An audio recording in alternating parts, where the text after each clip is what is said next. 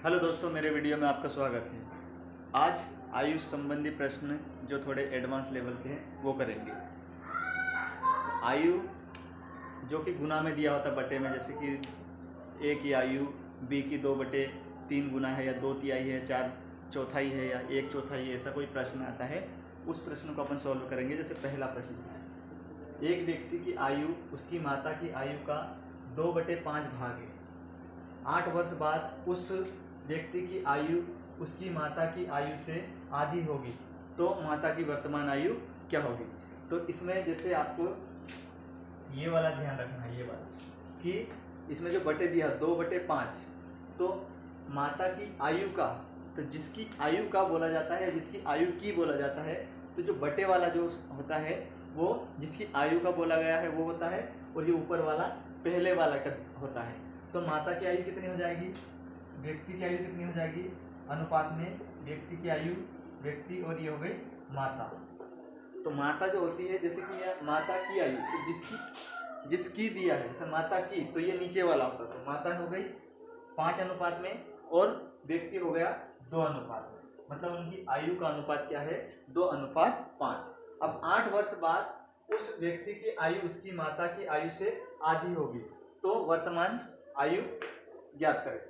कितने वर्ष बाद, 8 वर्ष बाद। कितने वर्ष बाद, 8 वर्ष बाद। कितनी हो गई, व्यक्ति की आयु उसकी माता की आयु की आधी, आधी यानी कि 2 माता की होगी तो 1 पुत्र का होगा, तो 2 माता की हो गई और व्यक्ति का 1 हो गया, मतलब आधी हो गई। माता की आयु से आधी मतलब इसकी आधी।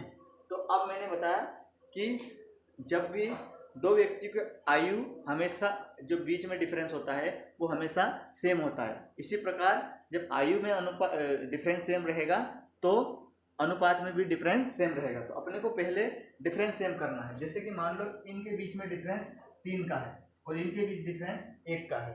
जब डिफरेंस सेम नहीं होता है तो सबसे पहले आपको डिफरेंस सेम करना पड़ेगा। डिफरेंस सेम करने के लिए क्या करना है कि ये जो डिफरेंस 3 है इसका गुना नीचे वाले अनुपात में करना है और नीचे वाले डिफरेंस का ऊपर वाले अनुपात में गुना करना है। जैसे कि 3 गुणित 1, तो 3 गुणित 1 बराबर 3 हो गया, 3 गुणित 2 बराबर 6 हो गया, तो ये 3 अनुपात 6 हो गया। ऊपर 1 का गुना करेंगे तो 2 एकम 2 और 5 एकम 5। अब देखो ऊपर भी 3 का डिफरेंस हो गया और नीचे भी 3 का डिफरेंस हो गया। ऊपर भी 3 का डिफरेंस हो गया, नीचे भी डिफरेंस, मतलब डिफरेंस सेम हो गया। अब ये नया वाला जो आपका अनुपात आया, ये वाला एक्चुअल आ गया, एक्चुअल। तो अब अनुपात में कितने की वृद्धि हुई, 1 अनुपात की। अनुपात में वृद्धि कितनी हुई, 1 अनुपात की वृद्धि हुई, लेकिन वर्ष में कितनी हो गई, 8 वर्ष की हुई। अनुपात की 1 वृद्धि हुई जबकि वर्ष में 8 की हुई, तो 1 बराबर 8 वर्ष, 1 बराबर 8 वर्ष। तो क्या पूछा गया है कि माता की वर्तमान आयु, तो माता की वर्तमान आयु मतलब ये वाला अनुपात होगा। तो माता की कितनी हो जाएगी, 8 गुणित 5 बराबर 40 वर्ष। तो ये माता की आयु आ गई। तो माता की आयु कितनी हो गई, 40 वर्ष। अगर व्यक्ति की पूछता तो क्या होता, 8 गुणित 2 बराबर 16 वर्ष। तो ये 16 वर्ष व्यक्ति की आयु हो जाती है। तो इस प्रकार आप ये प्रश्न सॉल्व कर सकते हो। अब अगला प्रश्न है, अगला प्रश्न पढ़ो। अगला प्रश्न है कि समीर की आयु अपने पिता की आयु की 1/4 है। किसकी आयु की, पिता की आयु की, इसकी पिता की आयु की 1/4 है, 1/4 तथा अपनी बहन रीमा की आयु की 2/3 है। तो इस ऐसे प्रश्न को आपको समीर रीमा तथा पिता की आयु का अनुपात ज्ञात कीजिए। तो जब भी ऐसा प्रश्न आता है तो आपको पीछे से सॉल्व करना है। तो क्या दिया है कि रीमा की आयु की 2/3, मतलब किसकी, अपनी बहन यानी कि समीर की आयु और उसकी बहन की आयु का जो अनुपात है, समीर की आयु अपनी बहन की आयु की 2/3 है। तो किसकी आयु की, रीमा की आयु की। तो ये कौन था, समीर हो गया। कौन हो गया, समीर और उसकी बहन रीमा। इस टाइप के प्रश्न को आपको पीछे से सॉल्व करना है। तो 2/3 है, कितनी, 2/3 कैसे लिखते हैं, 2/3 ऐसे। तो मैंने क्या बोला कि रीमा की आयु की 2/3। तो जब भी बोला जिसकी आयु की बोला जाता है वो नीचे वाला अनुपात होता है। तो ये रीमा हो गई और ये समीर हो गया। तो समीर और रीमा की आयु का अनुपात कितना हो गया? 2:3। अब वापस शुरू से पढ़ो। समीर की आयु अपने पिता की आयु की 1/4 है। 1/4 मतलब समीर की आयु जितनी उसकी 4 गुना पिता की आयु होगी। तो ये कितने अनुपात में कितनी हो गई?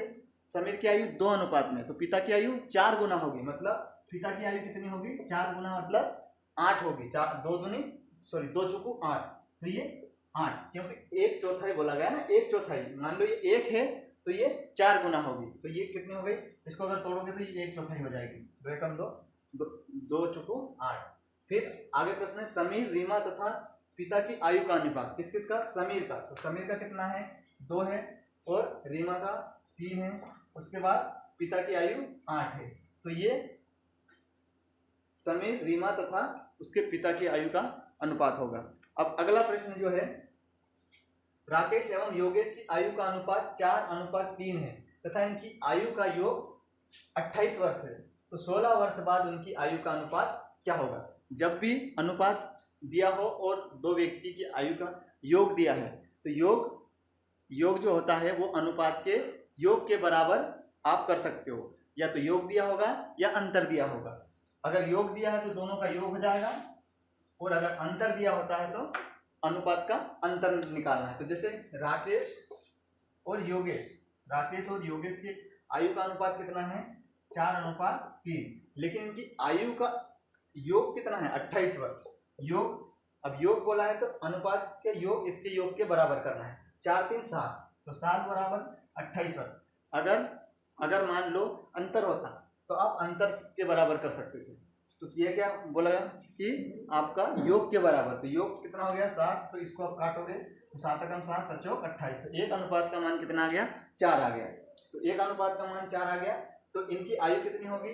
इनकी आयु होगी, राकेश की आयु 4 चुकू 16 वर्ष होगी, और इसकी आयु योगेश की आयु 4 3 12 वर्ष होगी।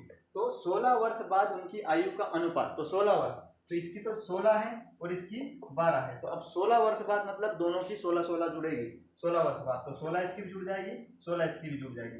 तो अब जुड़ेगी तो क्या हो गया? 6 और 2 8, ये 28 साल हो जाएगी। 6 दूनी 12, ये 32 साल हो गए। तो अब इनकी 16 वर्ष बाद आयु आ गई। तो 16 वर्ष बाद आयु का अनुपात निकालना। तो अनुपात निकालने के लिए इन दोनों को सेम डिजिट से काटना, सेम नंबर से। दोनों अंक को सेम पहाड़े से काटना है। जैसे कि मान लो आप 4 से काटोगे तो 4 8 32 और 4 7 28, मतलब 4 7 28, 4 8 32। तो ये अनुपात होगा 8:7। तो ये जो अनुपात 16 वर्ष के बाद होगा। इसी तरह के वीडियो देखने के लिए हमारे वीडियो को लाइक करें, शेयर करें, सब्सक्राइब करें। Thank you.